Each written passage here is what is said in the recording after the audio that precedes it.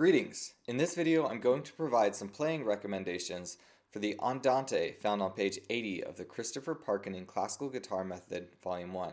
This is a very popular study by Fernando. My first advice is to consider the melody. We want our notes to sound distinct moving from one note to the next note. So for example, a lot of players want to hang on to that C, but I would encourage you to go from C to G to C.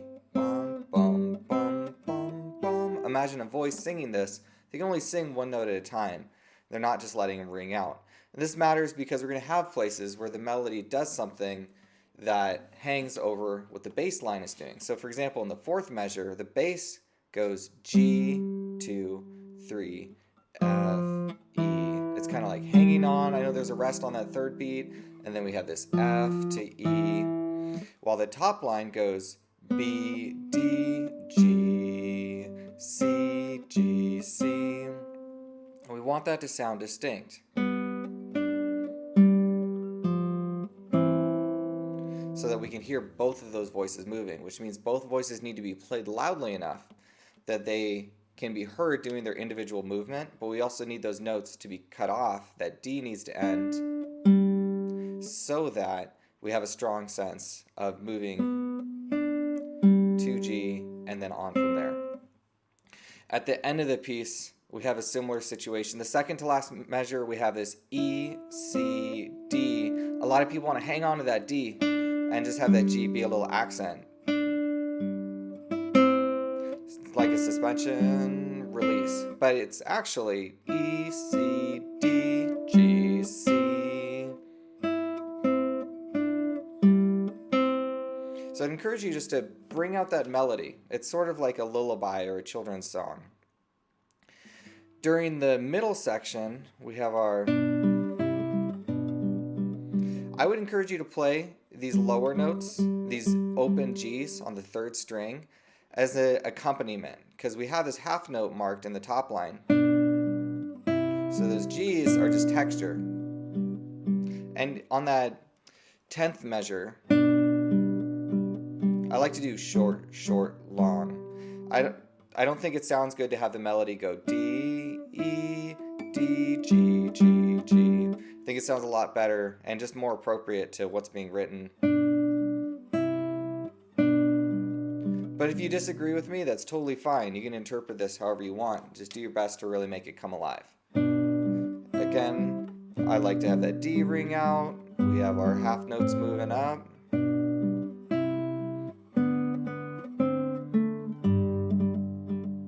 So at the end of that line, at our measure 16, I like to have that first note be our melody note, and then the rest be texture. So going from measure 15 to 16, melody, melody, melody, melody, melody, texture. Sounds like this. And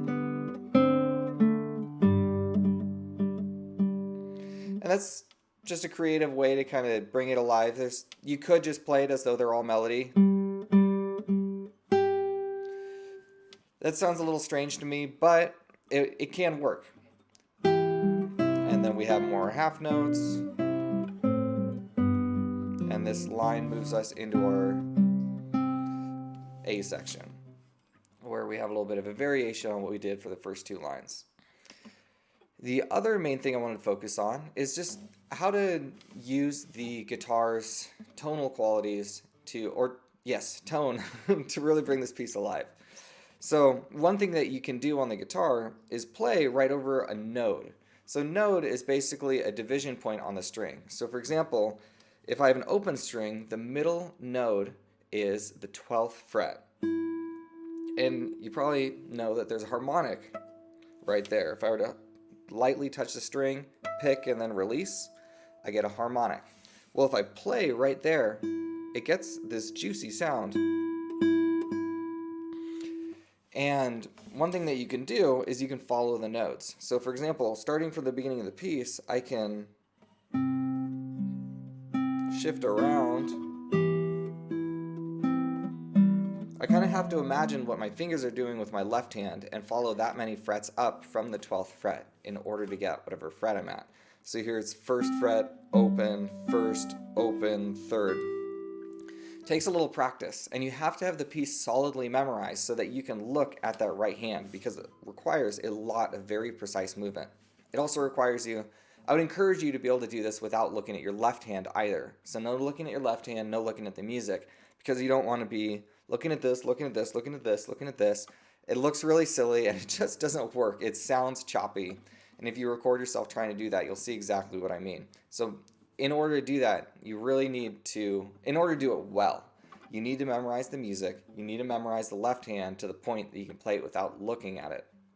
And then start practicing playing well, following these notes around. At first it can feel very difficult, but it will get easier just like any skill.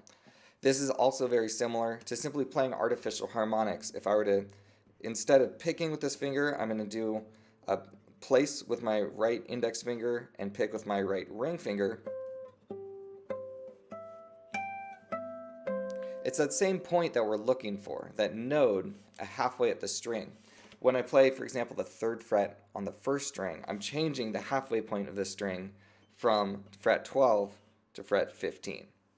So that's how that works. In my interpretation, if you've watched my video, you've probably noticed that I play at the notes, and then when I get to that middle section, I change it to something much brighter, just to create kind of a stark contrast. And that's just a personal interpretation. You can do whatever you want with it. It's really up to the interpreter. So those are a couple of suggestions of how to breathe some life into this piece of music. If you found this video helpful, I would love if you would drop a comment. Please feel free to like or subscribe if you want to help other people find these videos. And God bless.